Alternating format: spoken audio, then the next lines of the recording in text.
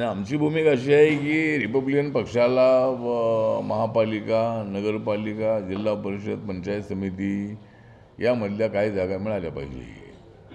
आता एक तर एकनाथ शिंदेंची शिवसेना आणि अजितदादांची जी राष्ट्रवादी काँग्रेस आहे, त्यांना असं वाटतं की रिपब्लिकन पक्ष हा BJPच्या कोट्यात आहे.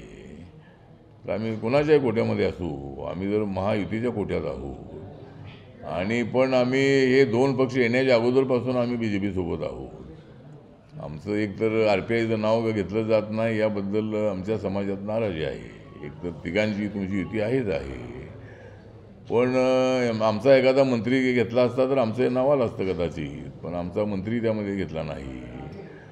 आणि आता तरी आम्हाला काय 1-2 महामंडळाची अध्यक्षपदं आम्हाला द्यावीत अशी मागणी आमची आहे. आम्ही देवेंद्रजींना पूर्वी भेटलेलो आहोत आणि आपण म्हणाल त्या पद्धतीनं आम्हाला काही जागा ज्या आहे, या काही जागा जिल्हा परिषदेच्या 60-65 जागा आहेत, त्यातले एक 3-4 तरी आम्हाला जिल्हा परिषद मिळाव्यात.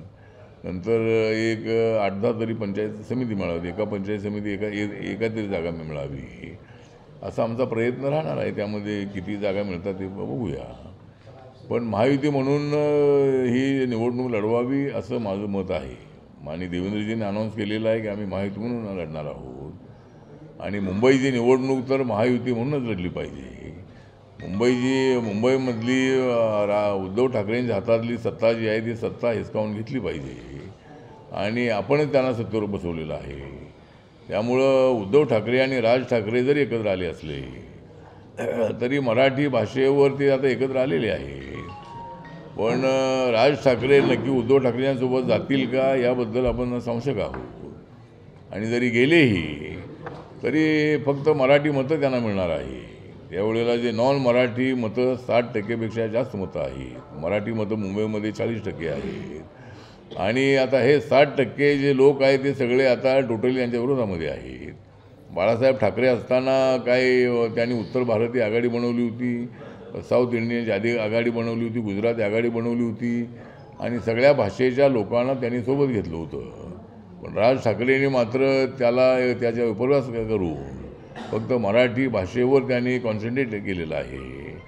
आणि त्यामुळं बाळासाहेब ठाकरेंच्या विरोधात भूमिका घेणाऱ्या राज ठाकरेसोबत उद्धव ठाकरे जाणार का, तर त्यांनी जाऊ नये अशी माझी भूमिका आहे. जर ते बाळासाहेबांचे खरे जर वारसदार असतील तर त्यांनी राज ठाकरेंच्या सोबत जाऊ नये. कारण आता राज ठाकरे काय बाळासाहेबांचे वारसदार नाहीत.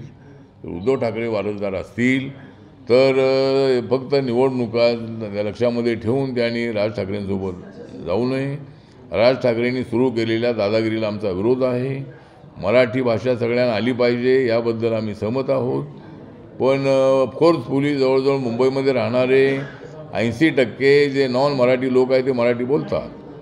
20% लोकांना समजा मराठी येत नाही आहे, तर त्यांनी मगुरी करू नये. पण लगेच त्याच्यात थोबाडीत मारणं हे करणं त्या भूमिकेशी मनसेच्या आणि शिवसेनेच्या आम्ही सहमत नाही.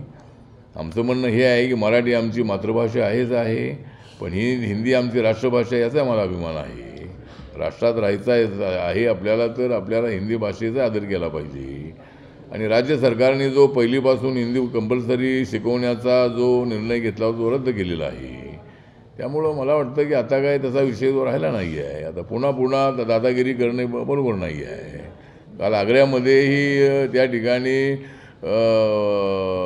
हिंदीला विरोध करणाऱ्यांचा निषेध त्या ठिकाणी केलेला आहे. आता देशभरामध्ये अशा पद्धतीचं आंदोलन होऊ शकतं, कारण लोक व्हिडिओ बघतात आणि त्या ठिकाणी दादागिरी चालू आहे. ती दादागिरी करू नये आणि मराठी शिकलं पाहिजे या मताशी मी सहमत आहे. आम्हीसुद्धा मराठी आहोत, पण दादागिरी अत्यंत चुकीची आहे आणि या दादागिरीला कदाचित दादागिरीने उत्तर द्यावं लागेल असे मला वाटतं.